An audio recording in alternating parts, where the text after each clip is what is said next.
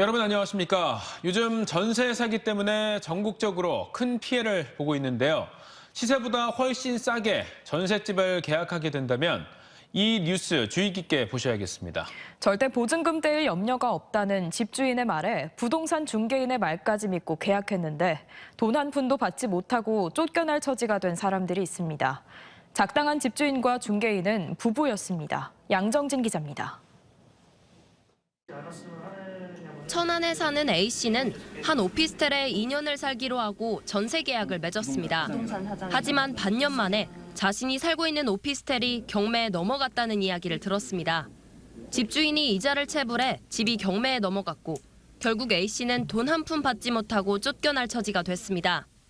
나가야 된다라는 얘기를 받았고 월세를 청구하겠다라고 하든가 이런 식으로 나오니까 오피스텔에 융자가 끼어 있어 시세보다 6천만 원가량 더 싸게 나왔지만 보증금은 걱정 말라는 집주인과 부동산 중개인의 말을 믿고 계약한 게 문제였습니다.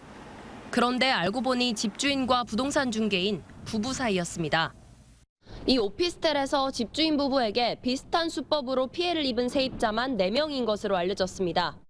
융자가 없는 매물이 여러 채 있으니 설령 문제가 생겨도 보증금을 받을 수 있다며 피해자들을 안심시키기도 했습니다. 그게 망설였거든요. 임대사업자고 여러 채의 집을 갖고 있기 때문에 나중에 문제가 발생해도 돈을 받는데 문제가 없을 것이다. 제 것만 용자가 걸려있고 그 나머지는 용자가 없다 믿고서 간 거죠. 심지어는 계약 당시에 자기 집이 아니었는데도 본인 소유처럼 속이기도 했습니다. 융자가 없는 집이라고 세입자를 받아놓고 이후에 집을 산 뒤 세입자 몰래 대출을 받기도 했습니다. 당시에는 집주인이 아니었던 거죠. 당연히 이제 대출이 없는 거라고 생각을 했죠. 계약서 상황을 보면. 취재진이 인근에 새로 부동산을 차린 이들의 입장을 여러 차례 물었지만 수사 중인 사안이라 아무것도 말할 수 없다는 말만 반복했습니다. 다만 경찰 조사에선 계약 당시 대출받을 예정임을 설명했고 융자가 끼어 있어 시세보다 싼 가격에 전세를 준 것이라 주장한 것으로 알려졌습니다. 믿었다는 이유로 돈과 집 모두 잃고 벼랑 끝으로 내몰린 전세 세입자들의 한숨이 날로 깊어지고 있습니다. TJB 양정진입니다. 대전과 세종, 충남이 이틀째 짙은 미세먼지에 뒤덮인 가운데 내일 오전 6시부터 오후 9시까지 강원 영동을 제외한 전국에 미세먼지 비상 저감 조치가 시행됩니다.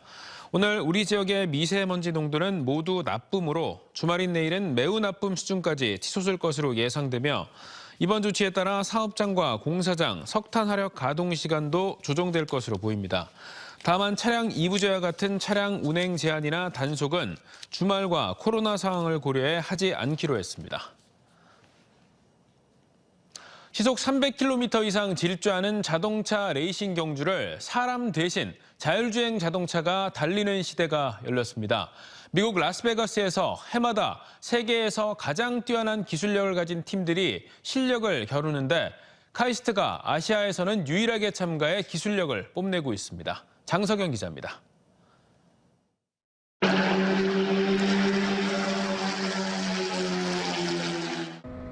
굉음을 내며 인디 레이싱용 자동차가 전속력으로 달립니다.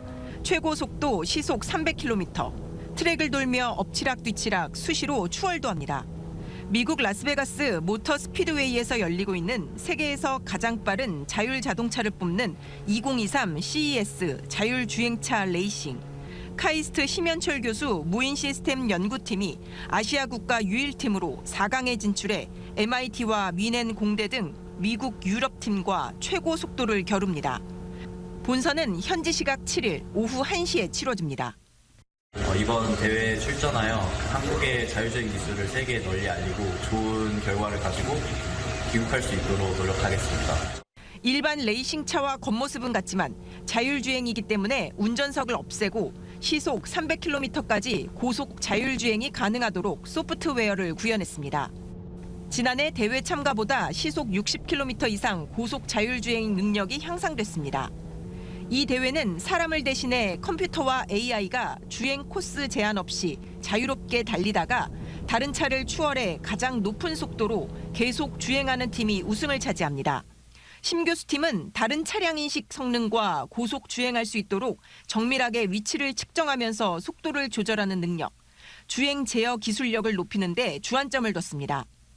차량의 그 안정적인 고속 주행 그리고 다른 차를 인식하고 회피하는 그 경로 현상 쪽으로 많은 연구를 수행했고요.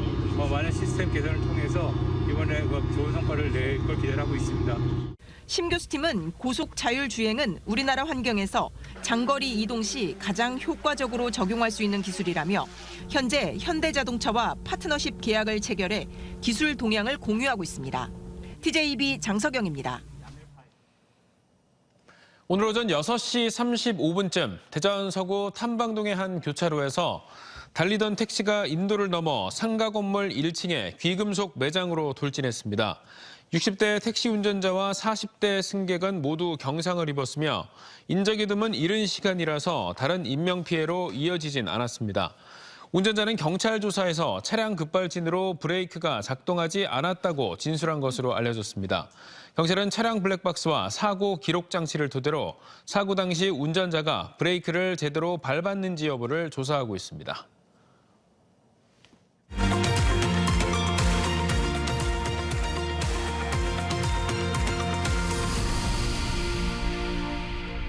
국내 발전사의 해외 에너지 시장 개척을 살펴보는 기획보도 마지막 순서입니다. 인도네시아에 진출해 발전 사업을 하는 공기업이 발전소의 정비와 부품 수급에 국내 중소기업을 참여시키고 있습니다. 또 인도네시아 현지 특산품인 커피의 상품화에도 적극 나서면서 국내외에서 동반 성장을 꾀하고 있습니다. 강진원 기자입니다. 발전소는 보통 2년에 한 차례 계획 정비라는 대대적인 점검 활동을 벌입니다. 보통 장비를 외부로 반출해 정비하는데 인도네시아의 경우 국내 전문 업체들이 현재 마땅한 공간을 갖고 있지 않다 보니 정비 시장에 뛰어들지 못했습니다.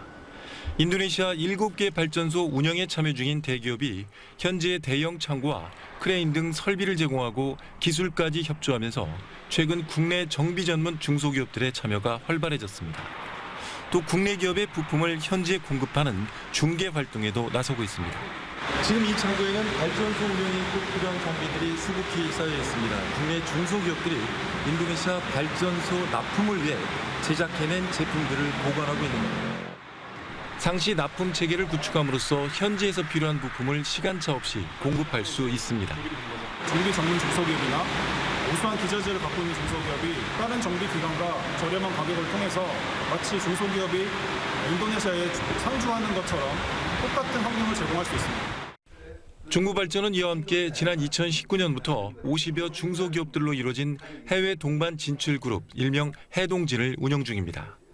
현지 국영기관들의 각종 구매와 용역 발주 때 해동진 기업들이 우선권을 따낼 수 있도록 협조 체계를 가동하고 있습니다. 인도네시아가 아직 기초 소재라든지 이런 것들이 많이 발달되지 못해서 제품들을 제대로 만들어내지 못합니다. 해동진 멤버사들의 50개 회사들의 그 제품들을 인도네시아에 이제 수출을 하려고 그 브릿지 역할을 저희가 하려고. 또 커피가 주산지인 현지 사정을 고려해 한 개 마을마다 한 개 커피를 브랜드화하는 사업도 벌여 현재 시제품까지 나온 상태입니다. This coffee is very good taste. This is a very strong from Robusta. And then I would like to recommend this coffee to any friend and our college.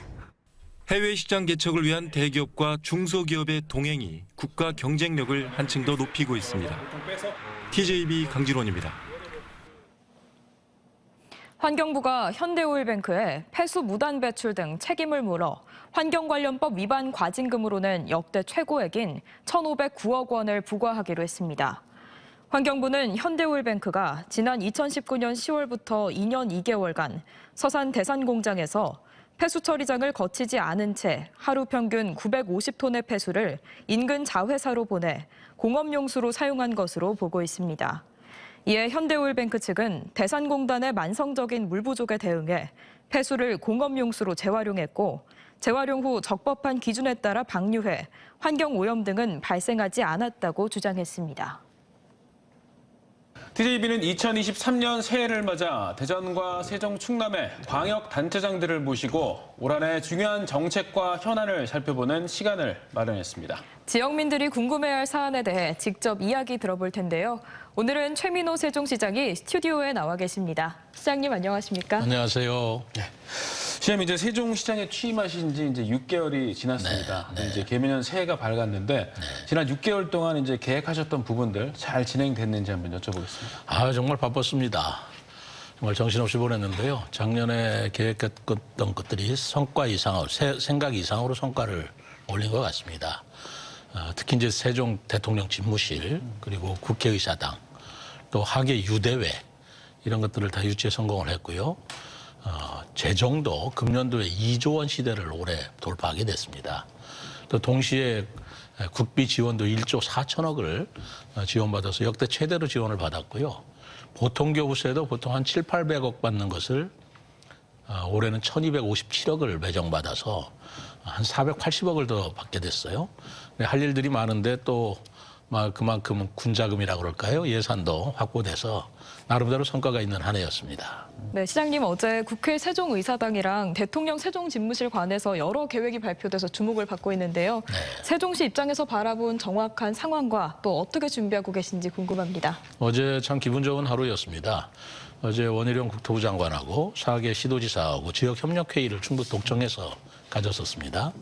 거기서 가장 첫 번째 의제가 대통령 집무실 그리고 세종 국회의사당을 조기에 그리고 계획대로 착실하게 진행하겠다. 대통령 집무실은 올해부터 이제 계획을 설계를 세워서요.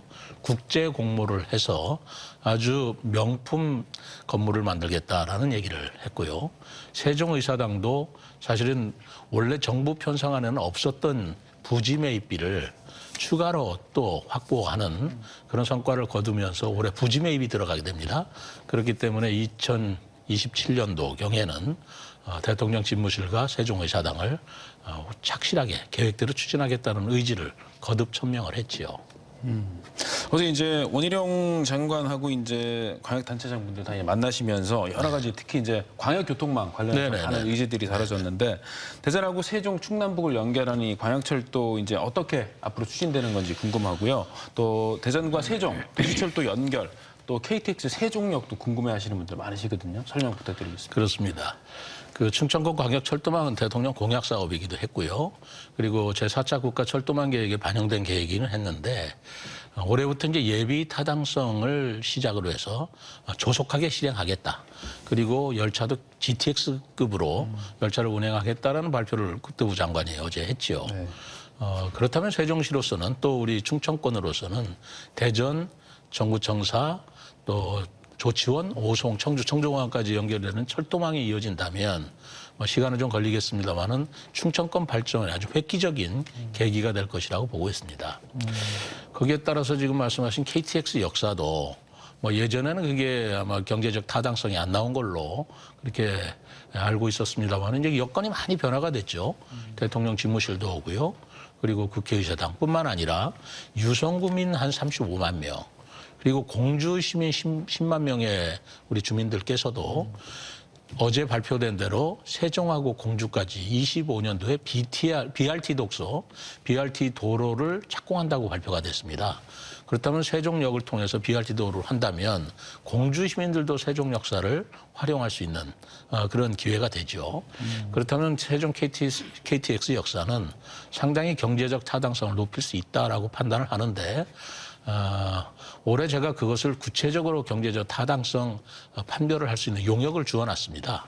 금년 6월에는 그 결과가 나올 것 같아서 그 결과에 따라서 국토부와 협의를 해서 합리적으로 추진해 보려고 생각하고 있습니다. 네, 앞서 말씀하신 교통 분야 이외에도 또 특히 역점을 두고 있는 시정 계획들이 있으신지 궁금한데요. 사실상 시정 4기의 본격적인 출발이 될 것 같습니다. 또 어떤 것들이 있을까요? 우선은 제가 가장 역점을 두고 있는 것이 지금 경제가 굉장히 어렵지 않습니까? 그러니까 소상공인들 그리고 상가 공실 문제 또는 경기 활성화 문제가 중요하다고 보고 있습니다. 그래서 경기를 부양할 수 있는 여러 가지 시책을 쓰고 있고요. 말하자면 이제 지역 화폐인 여민전 같은 거 다른 지역은 더러 폐지하는 데도 있었는지 모르겠습니다만은 저희들은 소상공인들을 위해서 여민전을 계속 유지를 했습니다. 한 3,300억 가량을 저희들이 발행할 예정이고 이번에 정부 예산이 추가로 확보됐기 때문에 더 그 혜택이 더 늘어날 것으로 보고 있습니다. 그리고 그 지역 경제를 활성화시키기 위해서는 어쨌든 자족 기능을 확충해야 되기 때문에 기업 유치에 더욱더 박차를 가할 것이고요. 대전 세종 경제 자유구역을 올해 안으로 지정을 받아서 경제 문제에 중점을 두고 그다음에 같은 경제 문제로 연결이 되는 문제지만 관광 개발 문제도 중요합니다. 그래 금강변 비단강이라고 제가 얘기하고 있습니다만 비단강 금빛 프로젝트라는 프로젝트를 통해서 금강 비단강을 개발하고 또 관광객을 유치하고 함으로써 경기를 우리가 부양시키려고 하고 있죠. 아울러서 2025년도에는 국제 정원 박람회를 제가 개최하려고 합니다. 세종의 호수공원이라든가 중앙공원의 그 아름다운 정원들을 활용하고요. 또 금강변을 이용한 그런 박람회를 개최한다면 많은 외래 관광객이 오실 수 있을 것 같아서 이 또한 경기에 또 경제에 도움이 될 것이라고 봅니다. 시장님이 이제 뭐 시무식에서 밝히셨던 것처럼 동심, 동덕, 한마음과 한뜻이 돼서 이제 덕을 이룬다는 뜻인데 올 한해 이제 계획하셨던 것들 시정을 통해서 다 이루셨으면 좋겠습니다. 감사합니다. 오늘 말씀 잘 들었습니다. 고맙습니다. 김진표 국회의장이 국회 세종의사당 설치와 운영을 위한 규칙안을 국회 운영위원회에 제출해 이전 규모를 놓고 여야 간 본격적인 협상이 시작될 전망입니다.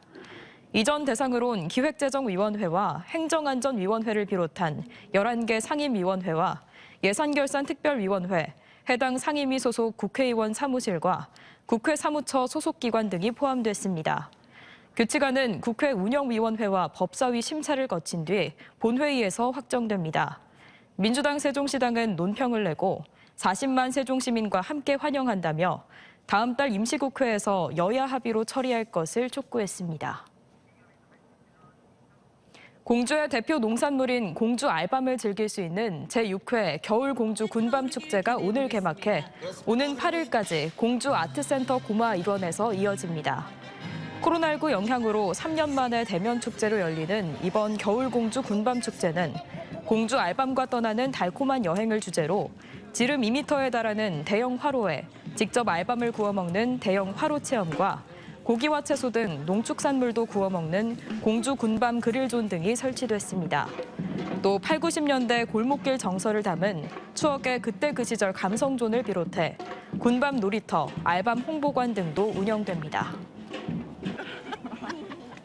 홍성군은 오는 14일부터 31일까지 서부면 남당항 축제공원 일대에서 제20회 남당항 세조개 축제를 3년 만에 대면으로 개최하기로 했습니다.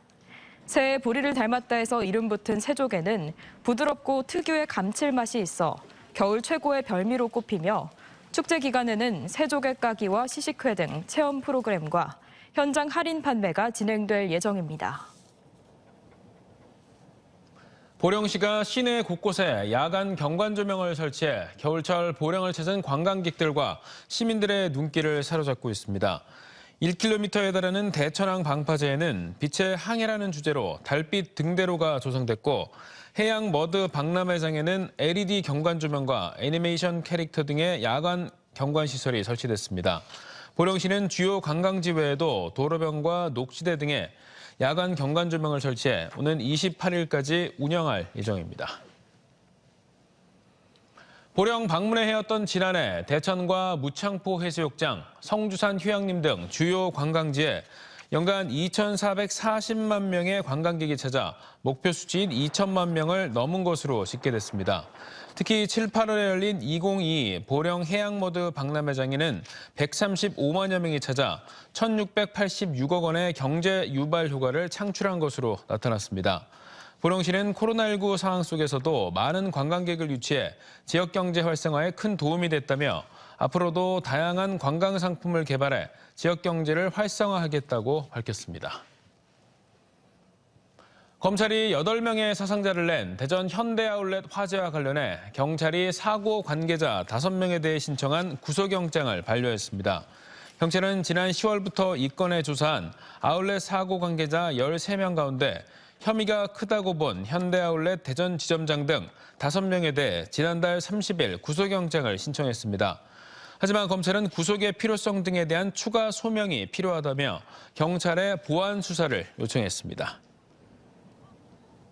동거하던 남자친구를 흉기로 찌른 혐의로 경찰이 20대 여성에 대해 구속영장을 신청했습니다. 세종 남부경찰서는 어젯밤 10시쯤 세종시 세롬동의 한 아파트에서 함께 살던 남성 B씨를 찌른 A씨를 긴급 체포했습니다.